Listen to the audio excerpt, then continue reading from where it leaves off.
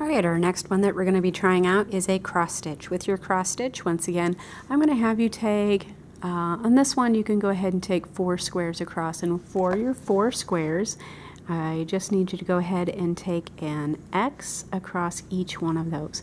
And for your X's, here, let me get back on camera. For your 4 X's, you just take and X out an entire box and make sure that you are going from end to end. So that's going to be what we're going to do. Our next step that you're going to do is go ahead and on your 4 corners of the box are going to be where you are poking a hole today. So I'm going to go ahead and take this down on each one of these, and don't do the center. You don't need the center. We're going to do that. The string is going to do that for you. I like to clean mine up a little bit because I don't need to see the pencil lines in the end of this project. So I'm going to get rid of my lines so it looks a little cleaner. And what I should see are just the holes at this point. I see a little shadow of the X's. Alright, so now what I have is I have the knot. I have this double knotted down at the end. Now I'm ready to go ahead and start my cross stitching. With my cross stitching, one thing you need to keep in mind with embroidery is your design is on the front. The back of the project is not going to be all that pretty, so don't worry about the back of your project. So I'm going to take this and I'll show you the back in just a little bit. I'll show you kind of what I mean. Sometimes students think, well, the design goes on the front. It should look the same on the back. It's just not going to. Alright, so I'm going to take this.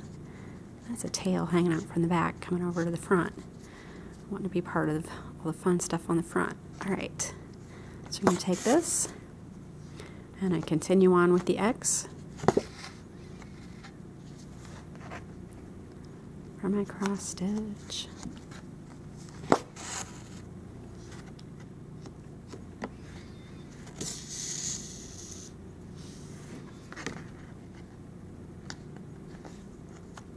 And as you are probably figuring out right about now, it is perfectly fine for you to reuse a hole that your string has already gone through. Some of you might have wondered that at the beginning. It's perfectly fine, that's going to happen.